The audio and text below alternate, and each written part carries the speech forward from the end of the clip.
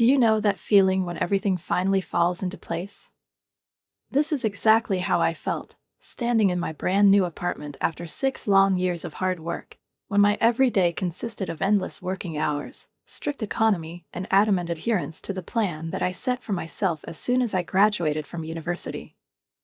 I could finally say that I have my own house. My name is Julie, I'm 29, and this is my story. I remember the day I was promoted 2 years ago, as if it were yesterday.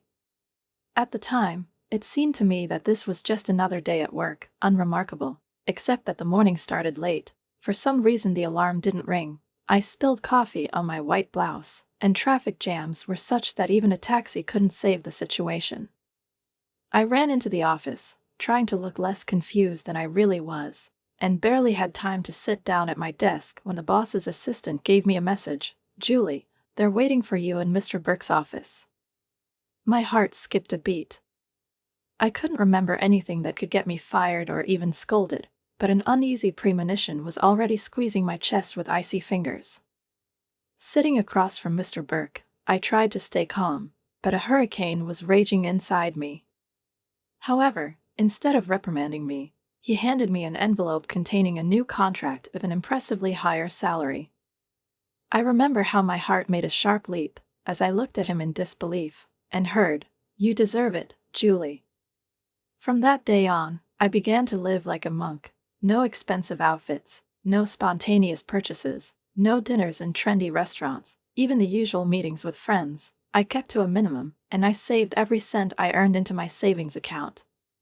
But to be honest, it wasn't just through savings that I could achieve my dream. A year ago, my grandmother Margaret died, a woman who was not just my family for me, but the only true protector in this world. She left me $150,000 in her will, and this money, combined with my savings, allowed me to stop dreaming and finally start looking for my own home. When I found this two-room apartment, I immediately realized, this is the one. Not too big, not too small, cozy, bright, with windows overlooking a small park. And most importantly, no mortgage. The realtor even looked at me twice when I said I was going to pay the entire amount at once, and her face was priceless when I signed the papers. As soon as I got the keys, I took a million photos and posted them on social media. My friends flooded my profile with likes and congratulations. "Julie, you did it. Live the dream. When's the housewarming party?" It was amazing to see how many people were genuinely happy for me. But the joy didn't last long. The phone rang, and when I saw the name on the screen, my heart sank. Dad.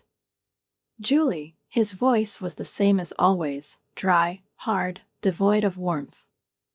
"I need you to come to lunch next Saturday." Before I could say anything, he had already hung up. This call brought back everything that I had been trying to forget for so long. Mom died when I was 9. Cancer. It destroyed our family, but Dad wasn't a man who stayed alone for long. A year later, he married Sharon, and a year later they had my stepsister. Sharon never liked me. Even before she had a baby, she tried to keep me at a distance, and after that it got even worse. There were suddenly new rules in the house that, oddly enough, concerned only me. "Julie, be quiet. Julie, no friends at home. Julie, put your things away. They're lying everywhere. Julie, turn off the music." Meanwhile, my stepsister was getting the best of everything. If new toys appeared, they were hers. If the family was planning a trip, she adjusted to her schedule. I became invisible in my own house. Sometimes I felt like Dad and Sharon had just forgotten about me. Thank God for Grandma Margaret. I do not know how I would have survived without her in those years. The worse the situation at home got, the more often I disappeared from her place. She lived only 15 minutes away by bike, and her door was always open for me. Her house became my safe haven, a place where I could finally feel needed, loved, and important, and not a ghost gliding through the corridors of a strange house for me. My cousins Jack, Emma, and little Tommy were also there, often noisy, mischievous, with an eternal sparkle in their eyes, full of love for life. and unlike my stepsister, they never made a distinction between me and themselves, never looked at me with the cold superiority that I saw it in Amy's eyes. They accepted me as their own, as part of their family, without conditions or reservations, and I was happy to reciprocate them. We spent hours playing board games, quarreling and reconciling, building pillow fortresses and staging theatrical performances, which Grandma watched sitting in her favorite rocking chair, with a soft smile on her lips and that special tenderness in her eyes that warmed my heart even on the coldest days. We watched movies, stretched out on the floor with cups of hot cocoa.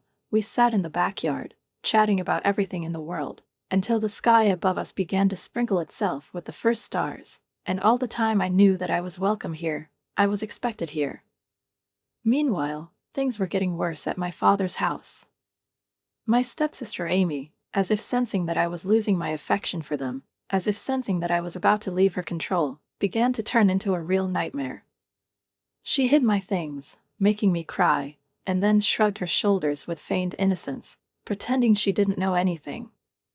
She accidentally spilled drinks on my homework, forcing me to redo everything all over again, and she did it so skillfully that no one could blame her. She started spreading rumors about me at school, and somehow those rumors always turned into the truth, at least in the eyes of adults. When someone believed me, Amy just sobbed and pretended to be terribly upset. "Julie, why are you upsetting your sister?" Sharon asked in a cold voice, not even deigning to look at me. Dad echoed after her, not even trying to listen to my side. The day I received my college acceptance letter was probably the happiest day of my life. Not only because I got a partial scholarship, although it was, of course, amazing, but mainly because it meant one thing: I could finally leave. College was 3 states away from my home, and I knew there was no turning back. My grandmother, as always, came to my rescue, paying for what the scholarship did not cover. I left, and from day one, college became a breath of fresh air for me after years of suffocating immersion in murky waters. I immersed myself in my studies, not allowing myself to be distracted by unnecessary emotions, memories, or thoughts that a family lives in some other city that seems to have forgotten me for a long time. I called my grandmother at least twice a week, sharing my successes and failures with her, laughing at her old jokes and listening to her soft, affectionate voice, which was the most familiar sound in the world to me. Dad rarely called, he was too busy with his real daughter, and when he did find time for a short call, our conversations were dry and shallow, as if there was an invisible chasm between us that no one had tried to cross. After graduation, I had to return to my home state. I had a job offer from Thompson & Mills, and it was too good to pass up. I naively assumed that I would be able to temporarily live with Dad and Sharon until I found my own place, but as it turned out, they had other plans. "Oh, we gave your room to Amy," Sharon said with fake sympathy when I called her, not even trying to hide the satisfaction in her voice. "She needs extra space for her stuff. You understand, don't you?" Dad didn't say a word in my defense. Not a single word. Fortunately, Grandma was there again. She welcomed me with open arms, and I stayed with her until I got a new job. After a few months, I had enough money to rent a small apartment, even if it wasn't the best, but it was mine, my own place, where no one could tell me that I was superfluous here. And then, a year ago, my grandmother died.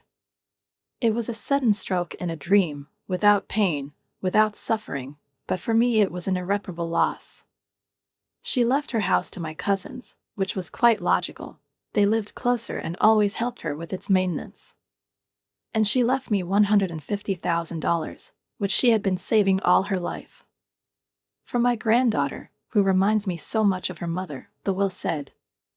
Everything was quiet last year.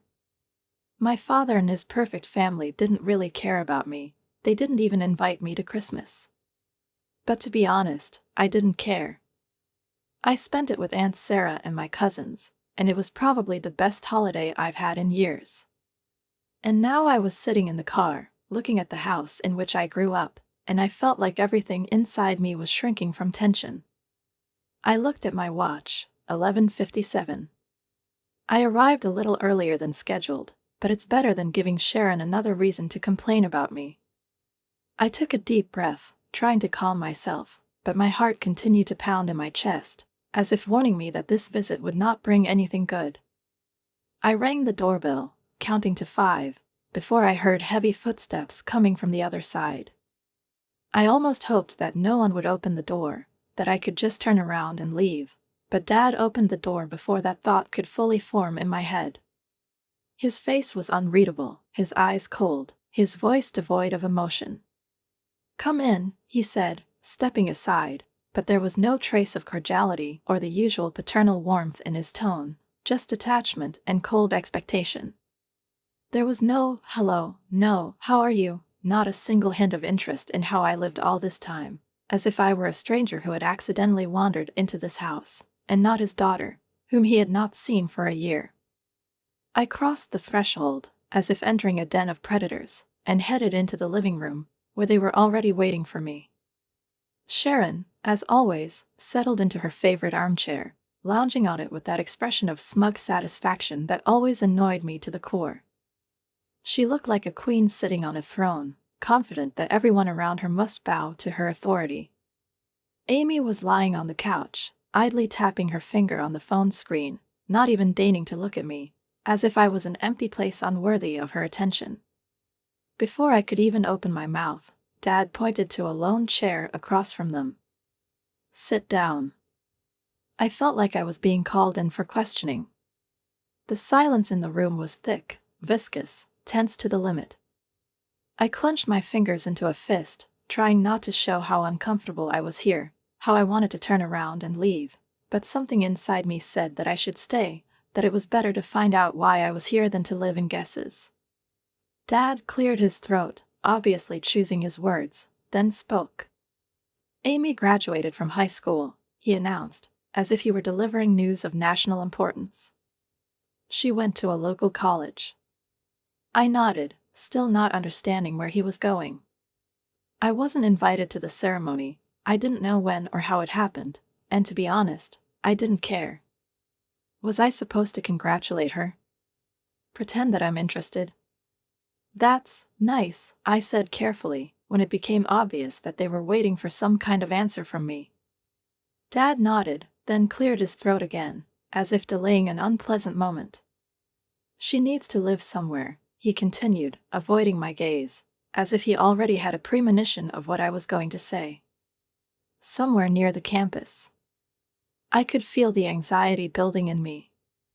Something in his voice, in Sharon's tense posture, in the way Amy continued to indifferently tap her finger on the screen, did not bode well. I drawled, already beginning to suspect what they were up to. Dad pursed his lips, looked at Sharon, as if expecting her support, and, receiving her affirmative nod, finally gave out. "Your apartment would be perfect." I blinked. "I'm sorry, what?" "She's in an ideal location, close to college," he continued, pretending not to notice my stunned expression. "It would solve a lot of problems." There was a long pause, during which I waited for someone to laugh and say that it was just a bad joke. But no one was laughing. "I'm not looking for a roommate," I said slowly, still hoping I'd misunderstood something. Dad shook his head, finally meeting my gaze. "You don't understand, Julie." His voice became tougher, sharper, as if he was talking to a small child who could not understand the simple truth. "We're not asking you to let Amy live with you." I frowned. "Then what?" "We're asking you to give her your apartment." I froze. "What?" For a moment it seemed to me that I had misheard. Did they really say what I think they said? I laughed, a short, sharp laugh that quickly died away when I saw their serious faces. "You're kidding, right?" I looked around at them, hoping to see at least a hint of a prank, but Dad was looking at me with cold confidence, Sharon with habitual superiority, and Amy. Amy didn't even look up. "Give her my apartment?" I repeated, trying to figure out how those words could even form into one sentence. "Yes," Dad replied calmly. Amy needs her more than you do. I sat staring at him, amazed at the audacity and absurdity of this statement. My apartment? I repeated, no longer hiding my anger. The one I've been saving up for years? The one I bought with the money my grandmother left me? Yes, Sharon nodded, her voice dripping with the same condescension I'd heard since I was a kid. Amy deserves it more than you do. After all, what have you done to deserve such a wonderful place? Living all alone in a 2-room apartment while my poor Amy has to think about a student dormitory? I jumped to my feet so abruptly that my chair almost tipped over. Are you all completely crazy? My voice sounded stronger than I expected. I will not give up my apartment now or ever. I bought this place with my own money.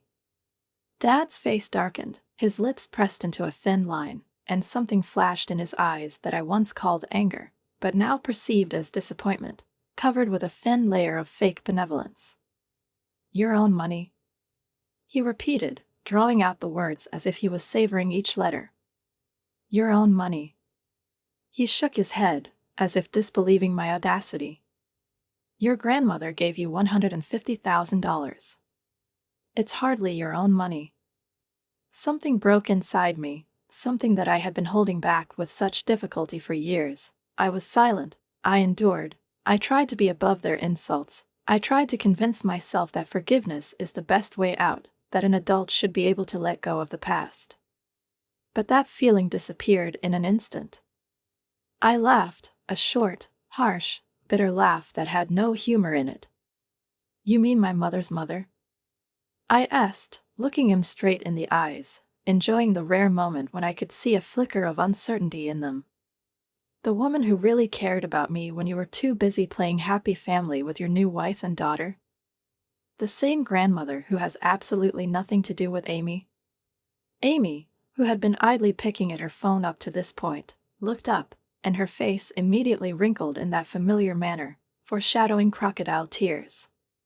You're such a terrible sister. She wailed, as if on command, her voice trembled, and her lips trembled as if she were barely holding back sobs. I almost rolled my eyes. It was too predictable. You've always been so rude to me. Amy continued, lowering the phone and placing her palm on her chest, as if she had just been mortally wounded. You've never loved me. Julie, my father's voice was strained, hard, with that commanding note he always used when he was trying to shame me. I am very disappointed in you. That's not how we raised you. I felt a wave of rage wash over me. You didn't bring me up at all. I blurted out, no longer caring how loud my voice sounded.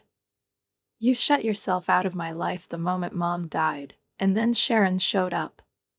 Don't you dare talk about how you raised me. I grabbed my purse and headed for the door, feeling my whole body tremble with tension. Behind me, I could hear Amy's theatrical sobs, Sharon's comforting whispers, and even my father's voice calling my name. But I didn't stop. I couldn't get out of there fast enough. I thought that would be the end of it. I really wanted it. But the next morning, my phone rang again. Julie, listen to me, Dad said, not even waiting for me to say hello. I didn't answer. You're the older sister, he continued, in a voice that held the same condescending patience that always made me grind my teeth. You have to help Amy. That's what a family does. I almost laughed. Family? I smiled bitterly. Now you want to talk about family? Where was that family spirit when Sharon kicked me out of my room? When did Amy make my life hell? When you didn't even invite me to Christmas? This is different, he insisted, clearly not expecting any resistance. You're being unreasonable, Julie. No, Dad, I interrupted him, feeling a surge of rage inside me. You're being unreasonable if you think I'm going to give my apartment to a man who's been trying to hurt me all his life. Amy. Don't call me about this anymore. I ended the call before he could add anything else. But it didn't end there. After a few minutes, my phone started vibrating again from the flood of messages. From Sharon, "You've always been jealous of Amy. You're just as selfish and ungrateful as your mother. Other, after all we've done for you." I stared at the screen, feeling a strange sense of calmness wash over me. They had no idea that I was no longer their victim. Dad kept calling throughout the day, but I stopped answering. What's the point? We just went around in circles. He demanded that I give up my house. I refused. The only thing that really confused me was the guilt that was still hiding somewhere deep inside me. The guilt that I dared to choose myself over them. A week after all this confrontation, I finally decided to have a housewarming party. My apartment was filled with people who really mattered to me, friends from work, old college buddies, my cousins, those who supported me and loved me unconditionally. The sound of sincere laughter, the sound of voices, the light clink of glasses, it all seemed like a cleansing ritual, washing away the toxicity of the previous weekend, as if this evening finally put an end to the part of my life where I allowed someone to control my decisions. "Julie." Emma's voice came from the kitchen. "We're running out of ice." I was heading to the freezer for ice when my cousin Jack suddenly grabbed my arm. There was something strange in his eyes, an unusual seriousness, even anxiety, which in itself was unusual, because Jack had always been the kind of person who could diffuse any situation with a joke, the kind of family clown who could make you laugh even on the darkest day. "Hey, I need to show you something," he said softly, almost in a whisper, looking around as if he was afraid someone would overhear. "You might want to sit down." I frowned, not understanding what was going on, but I sat down on the edge of my new poof while he took out his phone. He paused for a moment, clearly hesitating, but then he handed it to me anyway. "I was at Lorenzo's last night with friends," he began to explain. "And, look who I saw in the background." I looked at the screen and felt my pulse quicken. In the photo, taken in a dim, cozy restaurant, among candles and dim light, Sharon was sitting. But she wasn't alone. Next to her was a man I had never seen before. They were sitting too close to each other, and the next second my eyes caught on the most important thing. Their lips were touching in a kiss, in the very kiss that leaves no doubt about the nature of the relationship. I scrolled further, and several more pictures appeared, Sharon, laughing, throwing her head back, her hand resting on this man's chest, her fingers entwined on the table, a piece of dessert that he feeds her, the gentle look with which she looks at him. They felt comfortable together, intimate, in a way that only happens to those who do it for the first time, to those for whom it has become a familiar ritual. I felt like everything inside of me was shrinking. "I know I shouldn't have taken the photos," Jack said softly, studying my face. "But I thought you should see them." I nodded, unable to say a word, just whispered, "Send them to me." When the party was over and my last guest had left, I stayed in my dark living room, looking at the photos Jack had sent. Who is this man? I needed to know. I opened my phone and started searching. It didn't take long. Sharon has never been particularly secretive. His name was Robert Mitchell. I opened his social media profile and felt like my world had turned on its axis. Robert Mitchell worked for the Riverside Insurance Company. 20 years old. The same company that Sharon worked for. In the same company where she got a job right after marrying my father. I started flipping through his photos, starting with the oldest ones. Corporate picnics, office parties, holiday celebrations, and there she was. Sometimes just in the background, sometimes partially out of frame, but I recognized her. 20 years of photographs in which she kept flashing next to this man, photographs that told a story without words that stretched far beyond the usual working politeness. I continued scrolling and suddenly froze. One photo taken 15 years ago caught me off guard. A woman in a red dress. She was sitting on a park bench, her face turned away from the camera, but I didn't need to see it to recognize her. The caption read, "Perfect Sunday afternoon." I stared at the picture. Her hair, her posture, her favorite red dress, which I saw in her closet even now. It was Sharon. 3 years after her marriage to my father. My heart started pounding. I opened a new tab and continued the search. I found more recent photos of Robert Mitchell. And when his face filled the screen, I felt something snap inside of me. Those eyes. That nose. That slight curve of his lips at the corners, even when he's not smiling. I grabbed my phone and opened a recent photo of Amy. She held it up to the screen. Similar. Too similar. The resemblance was undeniable. How could I not have seen this before? Amy was nothing like my father, the very man she considered her biological parent, who had considered her his daughter all these years. But now, when I looked at Robert Mitchell's photograph, I could see it in every feature of him. The same eyes, the same slit of lips, the same barely noticeable crease on his chin, even the way he held his head. She had it all. The truth burned a hole in my pocket, burned from the inside, pressed on my chest with such force that it seemed to me that I couldn't breathe. For 2 days I walked around feeling this heaviness, restless. Every time I looked at the phone screen, I made sure over and over again that I was not mistaken, but it only made it worse.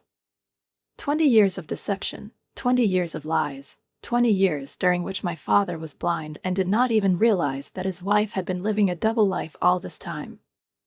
When his number popped up on my phone screen again, I barely answered. I already knew what he was going to say. I knew it would be a new round of pressure, a new attempt to shame me, to break me, to force me to give up what was rightfully mine. But something inside me made me pick up the phone. Julie, his voice was stern, firm, authoritative, the same voice he used when he wanted to demonstrate his superiority. We need to have a serious conversation. Now. Come to the house. I froze for a second. The words stuck in my throat. I could tell him everything right now. I could blurt out the truth about his wife's 20-year infidelity, that Amy wasn't really his daughter. But something inside me told me to wait. I'll be there in 20 minutes, was all I said before I disconnected the call. When I entered the house, the atmosphere in it was tense. This time, only Dad and Sharon were waiting in the living room. "Sit down, Julie," he commanded, and I obeyed, playing the obedient daughter one last time. He didn't waste time on pleasantries. "Your behavior is disappointing," he began, pacing in front of the fireplace with the air of a man forced to deal with a problem he had no patience for. "This selfishness, this refusal to help your sister, it's going to stop now." I watched as Sharon nodded in agreement, and my stomach clenched with anger. This woman, this lying, vile schemer, who had been playing the role of a caring wife for so many years, now dared to demand that I give my apartment to her illegitimate daughter. My fingers dug into the armrests of the chair. "I've made a decision." Dad continued to speak, his voice harsh, leaving no room for objections. "Either you give your apartment to Amy, or I completely cut you out of my will." I almost laughed. "No inheritance, no family money, nothing," he continued, as if he really believed he could intimidate me with this. I looked at Sharon. Her face lit up with triumph, as if she had just pulled off the perfect scam. They really thought they had me cornered. I forced my face to express shock, grief, and anxiety. I need to think about it," I whispered, watching Sharon's smile grow even wider. "Good girl," her father's voice softened, regaining that fake warmth it hadn't had in years. "You just need a little time to realize what's really important." I nodded, pretending to think, and asked cautiously, Can I use the bathroom?" I made my voice weak, uncertain, as if my resistance had already cracked. Dad waved his hand dismissively, not giving it any importance. I went upstairs, but instead of going to the bathroom, I slipped into Amy's room. To my old room. Everything here was pink and perfect, just like Amy's whole life. On the dressing table was her comb, full of long dark strands, the same ones that matched Robert Mitchell's hair so exactly. My hands were shaking slightly, but I quickly took out a small plastic bag from my pocket and carefully collected a few hairs. Then, without wasting any time, I crept into my father's bedroom. His comb was where it always was, on the dresser, next to their wedding photo. I clenched my teeth at the bitter irony that permeated this moment. The woman whose face looked at him tenderly from the photograph betrayed him as easily as she had once destroyed my life. I gathered a few hairs and carefully hid them in the second bag. That evening, I started looking for labs that would perform DNA tests. I needed more than just tests. I needed an institution whose results would stand up to scrutiny in court. It wasn't cheap. Almost $2,000 for urgent processing. But it was worth every penny. The next morning, I entered the lab with 2 carefully labeled packages. The specialist explained the process, made me fill out the forms and assured me that I would have the results in a few weeks. The DNA test results came in a plain white envelope that seemed too light for the weight inside. My hands were shaking when I opened it, even though I already knew what it would say. I tried to prepare myself for this moment, tried to convince myself that it wouldn't surprise me anymore, that I already understood everything, but when I unfolded the paper and saw the dry lines of the report, something inside me still shrank. The alleged father is excluded as the biological father of the tested child. The probability of fatherhood, 0%. Even if I had any doubts, they're gone now. In black and white, the cold clinical language confirmed what I already knew. Amy was not my father's daughter. My phone vibrated, interrupting my thoughts. Sharon's name appeared on the screen. I stared at him, feeling an icy calm build up in my chest. "We're tired of waiting," she barked, not even bothering to greet him. "Your father and I should get your apartment decision within the next few days. Otherwise, you can say goodbye to your inheritance." I clenched my fingers, not letting my voice waver. "Actually, I've been thinking about everything," I replied in a flat, almost lazy tone. "I'm coming to dinner this Saturday. We can discuss it then." I could hear the satisfaction in her voice before she hung up. They thought they had won. On Saturday evening, I went back to their house. The envelope with the test results was safely hidden in my purse, and this time the feeling in my stomach wasn't from worry, but from anticipation. When I entered the living room, they were already waiting. Sharon was literally beaming with triumph, her eyes glittering with satisfaction, her lips curled into the same grin that I had hated since childhood. Amy was sprawled out on the couch, lazily looking at her manicure, not even bothering to look at me, as if I was just a formality.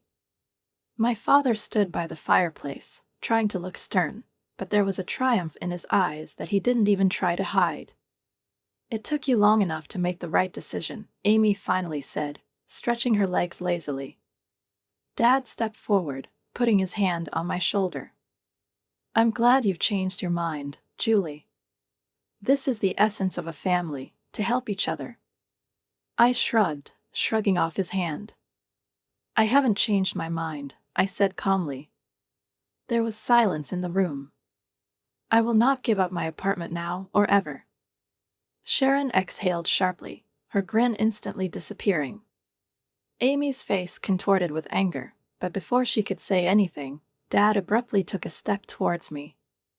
"That's all," his face turned red with anger. "You're excluded from the will. Amy will get everything. My real daughter. Someone who really understands what family loyalty is." I couldn't help myself. I laughed. Loudly. Loudly. "It's better." The sound reverberated through the room, causing everyone to freeze and stare at me as if I had lost my mind. "Your real daughter?" I repeated, grinning. I reached into my purse and slowly pulled out a white envelope. "That's interesting, Dad, because I have something you need to see." I handed him the envelope. He frowned, snatched it out of my hands, and tore open the edge, pulling out the papers. "Read it," I said softly. Read it aloud. His voice sounded confident and clear at first, but then, when he reached the crucial line, I saw the color slowly drain from his cheeks. He blinked. Then again. His hands began to tremble slightly. Sharon made a strangled sound, as if she had just been punched in the stomach. That's... She choked on the words. That's a lie. She abruptly jumped to her feet, her face contorted with panic, anger, and fear. She forged these documents. She screamed, grabbing Dad's hand. You're not going to believe her, are you? She's trying to turn you against me, against us. It's a fake. I raised my hand, cutting it off, calmly. I have more evidence. I pulled out my phone. There was a deathly silence in the room.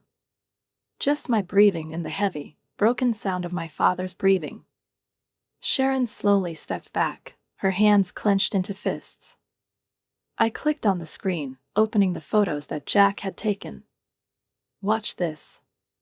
When I lifted the phone screen and turned it to my father, Sharon was there, locked in an intimate embrace with Robert Mitchell. The time stamp on the photo showed that it was only a week ago. Sharon collapsed onto the couch, her mask of superiority finally cracking. David, please. Her voice was broken, and she was clutching her hands convulsively, as if she was looking for something to hold on to stay on the edge of the cliff. Can I explain? Explain? Dad roared so loudly that his voice shook the walls, making us all shudder. Explain what? How long? His face was contorted with anger, but his eyes reflected not only rage, but also pain. Sharon lowered her head, her shoulders shaking. 20 years, she whispered, and tears streamed down her cheeks. He's my colleague at Riverside Insurance.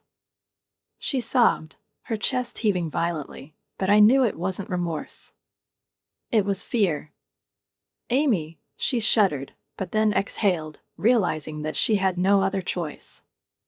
Robert is her father. The silence that followed was deafening. I watched my father's world crumble in real time. 20 years of lying. 20 years of deception. 20 years of betrayal. Without a word, I grabbed my purse and walked away, leaving them to deal with each other. The chapter was ending. The next week was a blur. I went to work, returned home, and tried to process everything that had happened. I've heard the gossip. Sharon and Amy moved out. Dad hired the best divorce lawyer in town. The scandal spread through their social circle, spreading like wildfire. And then, a week later, my phone rang again. Father. I almost ignored the call. But something inside me, maybe curiosity, maybe hope, made me pick up the phone. Can we meet? His voice was tired, heavy, like I'd never heard it before. Where? Carson's Cafe. When I arrived, he was sitting at a corner table, staring into a cold cup of coffee.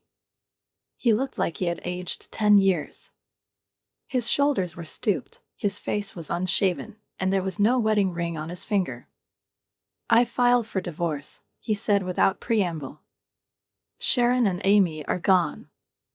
I told them to get out of my house. I also stopped paying for Amy's studies. Why should I pay for someone else's child? I stirred my latte in silence, waiting. Julie, his voice cracked. I've been a terrible father to you.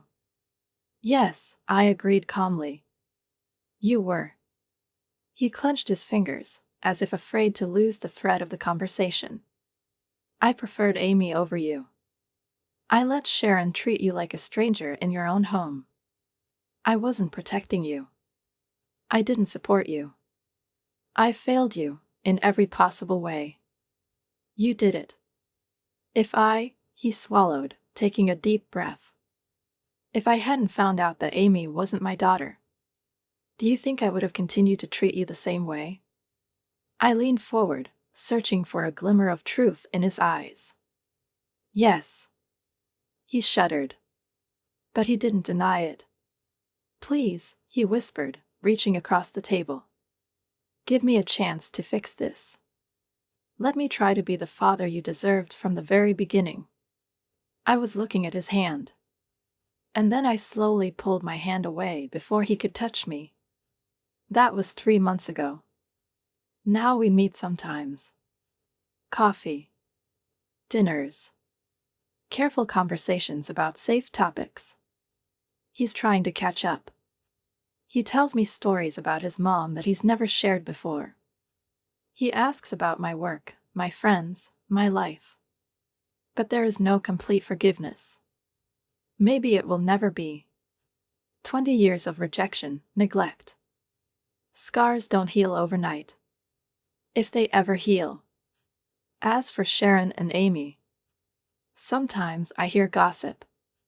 They moved in with Robert Mitchell. They probably started living the life they had been secretly planning all this time. But honestly, I don't care. This is just another chapter of my life. And it's closed now.